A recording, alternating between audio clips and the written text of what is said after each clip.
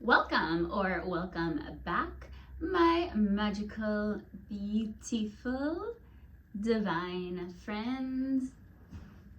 My name is Carrie. I am a yoga teacher, spiritual growth coach. I am here to anchor the light and raise the vibration of humanity. I'm sorry guys, I didn't put a video out yesterday, but if you watched my video on consistency, I did say, well, if you miss one day, just don't make it two, because then you start forming a bad habit. So I'm back. Let's talk a little bit about yesterday, because it is relevant to my topic for today, which is breaking the cycle. So yesterday was Easter Sunday, and I'm gonna be honest, I don't really care about holidays anymore, but I have the kids, so I show up. So yesterday morning, I got to spend the whole morning at the yoga studio with my beautiful yoga family, and then I spent the rest of the day with my kids, their dad, and some of their dad's family. And I was just thinking, like, wow, if you had told me, even like 5 years ago, you're gonna be spending the holidays with your ex, and now I'm approaching a year since I cut ties with my own family,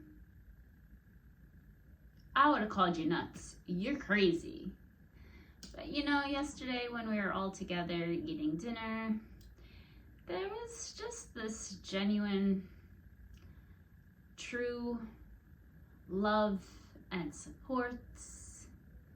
And I just thought to myself, we did it. We broke the cycle. And where are my cycle breakers at? I'm one. So what you need to know about this trauma, right? Breaking the cycle of the trauma. This goes back, it is intergenerational. It goes back and back and back, all the generations. And it will just keep getting passed down through repeated cycles and patterns, until someone comes along and says, hey, this stops with me.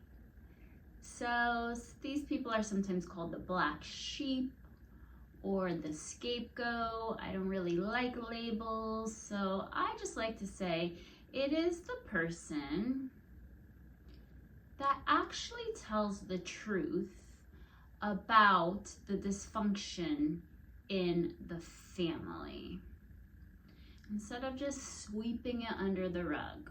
When you grow up in a dysfunctional, toxic environment, right, where there's the rules, you don't talk, you don't think, you don't feel. And then what happens is that actually is normal to you, and that's why many times you just end up repeating the cycle yourself, which I will admit I did when my kids were younger. I was very much repeating the cycles that I grew up with until I knew better, right? And no shame, no judgment on the past version of myself, but now that I know better, I can do better. So there are ways we can heal this generational trauma. And when you heal the trauma, you're not only healing your kids and all the future generations, but you're actually healing your entire lineage, whether they know it or not. So let's talk about the 3 R's. And those are recognize, build resilience, and restore. So we first have to recognize the symptoms that our body may be experiencing and holding on to this trauma, dysregulated nervous system. There are many symptoms here. I'll talk about a few. So say something bad happens and you feel fear, hopeless, depressed, or maybe you feel panic, anxiety, irritability, anger. There goes Zeke. Not being able to focus, physical symptoms even. I had chronic migraine for years. Needing something to take the edge off, so self-medicating, trying to numb, whether it be with drugs, alcohol, food is a big one for people, mindlessly scrolling social media. It could even be something healthy like exercise, over-exercising. Right? That's a form of self-medication. I dealt with that one too. So we need to recognize, and then we ask for help. So therapy, guys, go to therapy. I am so happy that therapy is normalized now, and you know, there are so many good, qualified, professional therapists out there, and you know, it's nothing to be ashamed about. I know if I ever even mentioned to my parents that perhaps they go to therapy, they would say, and I quote, "Keep your psychobabble to yourself." Okay. So I've done several forms of therapy over the past few years. Traditional talk therapy, they were all helpful. Hypnothesis therapy. I did EMDR, which stands for eye movement desensitization reprocessing. And I must say, this was probably the most helpful one dealing with my trauma. What it does is really create new neural pathways so that you're able to focus and process this trauma. So, okay, so we recognize, we ask for help, and then the next R is to build resilience. So resilience really is the ability just to overcome the adversity. And you do this by surrounding yourself with systems of support. So maybe this is just your therapist or a coach or a teacher. This could be family or friends. It could be some sort of support group or a community you belong to, like a church group. For me, it has truly been my yoga family. I am so grateful for you guys. So when you get yourself around, right, these people, these healthy relationships that provide you safe, stable, nourishing connection, this will help to reset your nervous system. Also, just being in the healthy environment is very helpful as well. Also, having a sense of purpose and daily gratitude practices also help to build the resilience. So then the next R is to restore. So the good news is your brain can rewire, and take it from me, your body can heal.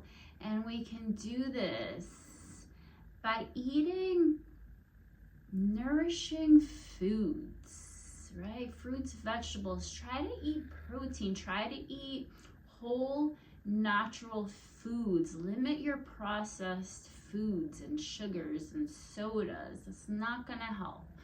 Lots of water, hydration. Having a consistent sleep schedule is so important, because this is when your body really heals, is when you sleep. Allowing yourself to have a rest day, relax, regular exercise. I'm not talking going running 10 miles every day, but a regular exercise is so helpful. I can't tell you guys how many times in the past few years I woke up just feeling completely defeated about my life circumstance, then going into the gym and doing a set of heavy deadlifts and just feeling my power come back to me. Mindfulness. Nature, go for a walk. Nature heals, guys. Breath work, yoga, of course, yoga, meditation. So any of these self-healing, self-love practices, this is what's going to help restore. So those are the 3 R's. They are recognize, build resilience, and then restore. So you have to know, you guys, you aren't in this alone. You have to ask for the help, find your people, and then give yourself, right? I like to think sometimes I just treat myself like I would treat like a little kid in my life that I really loved, like put them to bed early that night. So we will all experience trauma, and as much as we try to prevent it, our kids will too. You know, they're gonna experience adversity. But we repeat what we don't repair. And this may seem like a lot of stuff to do when you're already in high demand, but are you worth it? Are your kids worth it? How about instead of passing down hurts, we pass down healing? This is the best gift you could give to not only your children, but yourself, as well as the rest of the world, the most healed, regulated version of you. And it's important not to shame or judge the past version that was simply trying to survive. And like I said, when you grow up in that dysfunction, it truly is normal to you. I mean, now it sounds crazy, but it was normal for me. And now that I know better, I can do better. And you can too. We can break these cycles. It ends with us, guys. I am so proud of you. So that's what I got for you guys today. I actually love this topic. I'll probably talk more about it in the future, but for today, I love you guys so much. I appreciate you all so much. Please don't forget to subscribe here. That helps me out. Like, leave me a comment. Are you black sheep? Baba, black sheep. Share this with a friend. Go have a magical day today. Your vibration creates your reality. Your frequency is your currency. Until tomorrow, namaste.